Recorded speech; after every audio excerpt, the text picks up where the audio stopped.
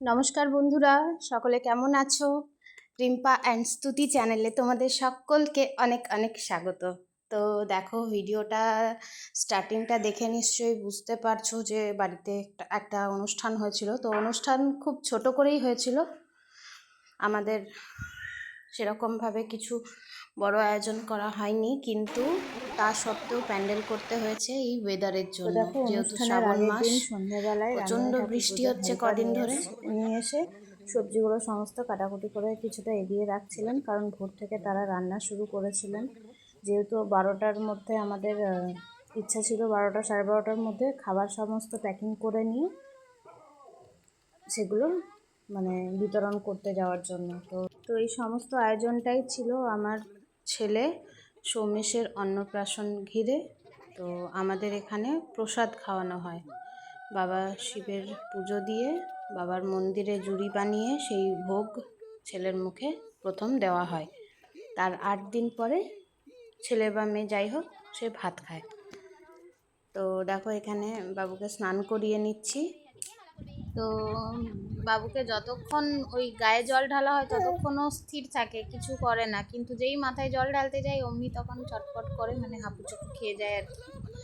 তো যাই হোক, দেখো ওইভাবে স্নান করে নিয়ে রেডি করিয়ে ওকে আমি মন্দিরে নিয়ে চলে গেছিলাম। বড় করে আমরা কোনো অনুষ্ঠান করিনি, তার একটাই কারণ, আমাদের যখন মেয়ে হয়েছিল তো সেইবারে প্রচণ্ড উৎসাহের সাথে সবাই সব জিনিসটা আয়োজন করেছিলাম সকলে মিলে।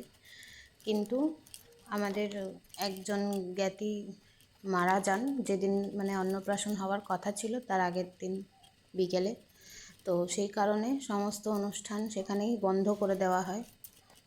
তো তার জন্যই একটা খারাপ লাগা কাজ করছিল যে মেয়ের বেলায় করতে পারলাম না, তাই ছেলের বেলাতেও সেরকম কিছু করব না। তো সেই মতনই কি বলবো, আমার বাড়ির কয়েকজন ছাড়া আর আমার শ্বশুর বাড়ির কয়েকজন ছাড়া বাকি কাউকেই আর আমরা নেমন্তন্ন করিনি বা ডাকিনি বলতে পারো।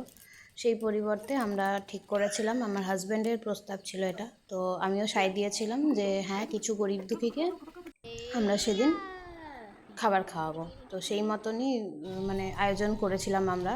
সেই কারণেই প্যান্ডেল সব করা হয়েছিল, কারণ বুঝতেই পারছো ওই প্রচণ্ড বৃষ্টির মধ্যে আর কি বলবো, সেদিন এত বৃষ্টি হয়েছিল, আমরা সেটাই ভাবছিলাম যে ভাগ্যিস আমরা প্যান্ডেলটার ব্যবস্থা করেছিলাম, নয়তো পুরো কাজটাই পণ্ড হয়ে যেত।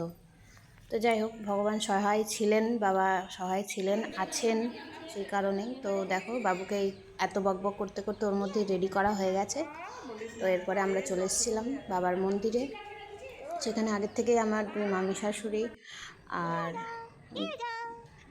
প্রতিবেশী দুজন আগের থেকেই রেডি ছিল, ওখানে সমস্ত জোগাড় করে রেখেছিল। আমি আগে সব বাড়ি থেকে জোগাড় করে পাঠিয়ে দিয়েছিলাম, কিন্তু যেহেতু বাবুকে তার আগে স্নান করিয়ে তারপর খাইয়ে রেডি করে তারপরেই ওকে নিয়ে যেতে পারবো, তো সেই কারণে আর জুড়ি ভোগটা রান্না হতেও সময় লাগে, তো সেই কারণেই ওদের সাথে আমি যাইনি, পরে গেছিলাম। তো দেখো, এখানে সকলে বসেছিল, তো এই পুজো হবে বলে সবাই বসেছিল। সেই ফাঁকে একটা ছোট ক্লিপ নিয়ে নিয়েছি সকলের। আর এই যে দেখো, জুড়ি ভোগ রান্না করে নিয়ে ব্রাহ্মণ চলে এসছে, বাবাকে এবার ভোগ দেওয়া হবে। তো জুড়ি ভোগ দেওয়া কিন্তু দেখতে নেই, তাই ভোগ যখন দেওয়া হয়েছিল সেই সময় আমরা সবাই বাইরে ছিলাম। তো ভোগ দেওয়ার আগে দেখো, আমরা পুজোটা সেরে নিচ্ছিলাম। তার আগে পুরোহিত যিনি, সেই দাদু পুজো করে নিচ্ছিলেন বাবার, তারপরে আমরা পুজো করেছিলাম। তো আর বাবাকে ধুতি পরাবো ঠিক করেছিলাম, সেই কারণে বাবার জন্য ধুতিও নিয়ে এসেছিলাম, তো সেটা চাপিয়ে দিয়েছিলাম। আর এই যে সেই ফাঁকে দেখো, তোমরা মন্দিরটা পুরোটা দেখিয়ে দেওয়া হলো, তোমরা সকলে দেখো, দর্শন করো বাবার মন্দির। কেমন লাগছে অবশ্যই কমেন্ট করে জানিও, তাহলে খুব ভালো লাগবে। বাবা সকলের খুব মঙ্গল করুন, সকলকে ভালো রাখুন, এটাই প্রার্থনা করি। তো এই যে এটা হচ্ছে জুড়ি ভোগ। আর এই যে দেখো, আমার বেটা মন্দিরের বাইরে একজন মাসিমণির কাছে কোলে রয়েছে। অনেকেই ভাবতে পারো যে মন্দিরের বাইরে কেন রয়েছে, আসলে যার কোলে আমার বেটা রয়েছে তাদের জ্ঞাতি গোষ্ঠীর কেউ একজন মারা গেছে, সে কারণে তিনি মন্দির চত্বরে মন্দিরের ওপরে উঠবেন না, সেই কারণেই তিনি, আর সেই সময় যেহেতু আমরা সবাই পুজোতে ব্যস্ত ছিলাম তাই জন্য ওনার কোলে ছিল।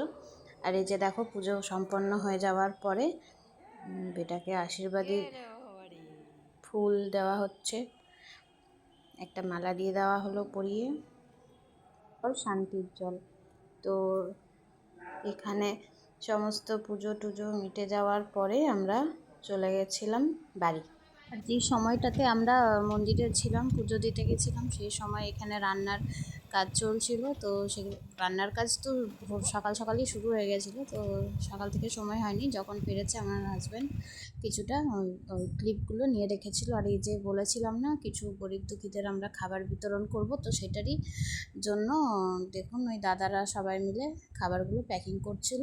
আমরা প্যাকিং করে খাবার সেখানে পৌঁছে দিয়েছিলাম। তো এই যে বাড়িতে এসে প্রসাদ খাওয়ার আয়োজন করা হয়েছিল বাবুর, তো সেই মতনই আমার বাবার কোলে বাবু রয়েছে এখন। দেখো এমনি চুপচাপই ছিল, কিন্তু ওই যে ফুলের মুকুটটা পরানোতে ওর একটু অস্বস্তি হচ্ছিল, তাই একটু বোধহয় মানে কাঁদছিল। ও ভাবছে আমাকে নিয়ে কী হচ্ছে। তো যাই হোক, লাস্টে মানে একটু কাঁদতেই লেগেছিল, সেই কারণে এই যে দেখো তোমরা, ওরা কাঁদতে শুরু করেছে। অতিরিক্ত কাঁদছিল যখন, তখন আর ওকে মানে বাবা সামলাতে পারছিল না, তাই আমি কোলে নিয়ে নিয়েছিলাম। এবার যেহেতু মানে ছেলের মুখে প্রসাদ দেওয়ার সময় দেখতে নেই, আমি কিন্তু চোখ বন্ধ রেখেছিলাম। আমাকে কাছে থাকতে হয়েছিল কারণ আমার বাবা সামলাতে পারছিল না, নয়তো কিন্তু আমার চোখ বন্ধ ছিল। তোমরা যদি ভালো করে নোটিস করো তাহলে বুঝতে পারবে। তাই মানে আমি বলছি আমি দেখিনি নিজের চোখে সেই দৃশ্য। তো যাই হোক, কেন এইসব নিয়ম আমি সত্যিই জানি না, কিন্তু যেহেতু বড়রা বলে তাই মেনেই চলাটাই আমি শ্রেয় মনে করি। সকলকে একটাই অনুরোধ করব, আমার ছেলেকে প্রত্যেকেই খুব খুব আশীর্বাদ করো, সে যেন ভালো মানুষের মতন মানুষ হতে পারে, এটাই। এই দেখো তার চটপটানি শুরু হয়ে গেছে। কোনো মতে বাবা ওই প্রসাদটা মুখে দিয়ে দিয়েছে, তারপরেই ওকে আমি কোলে নিয়ে নিয়েছিলাম, যেহেতু খুবই কাঁদছিল। পুরো ভিডিওটা তোমরা দেখতে থাকো, আশা করি ভালোই লাগবে। আর আমার চ্যানেলে যারা নতুন ভিজিট করছো, প্লিজ চ্যানেলটিকে সাবস্ক্রাইব করে অবশ্যই পাশে থেকো। আর ভিডিওটি যদি তোমাদের ভালো লেগে থাকে অবশ্যই একটি লাইক আর কমেন্ট করে যেও ছেলেকে আশীর্বাদ স্বরূপ। সকলকে অনেক অনেক ধন্যবাদ পুরো ভিডিওটা শেষ অবধি দেখার জন্য। যে বর্মশাই যেহেতু ওইদিকে মানে ওনাদের যাদেরকে খাবার দেবো বললাম তাদের খাবার প্যাকিংয়ে ব্যস্ত ছিল, তাই কোনো ছবি তোলা হয়নি। এই দুটোই ছবি তোলা হয়েছিল, সেটাই শেয়ার করলাম। সকলকে কেমন দেখতে লাগছে অবশ্যই কমেন্ট করে জানিও। তো ভিডিওটি এখানেই শেষ করছি, সকলে খুব ভালো থেকো। তো আজকে আসছি, টাটা।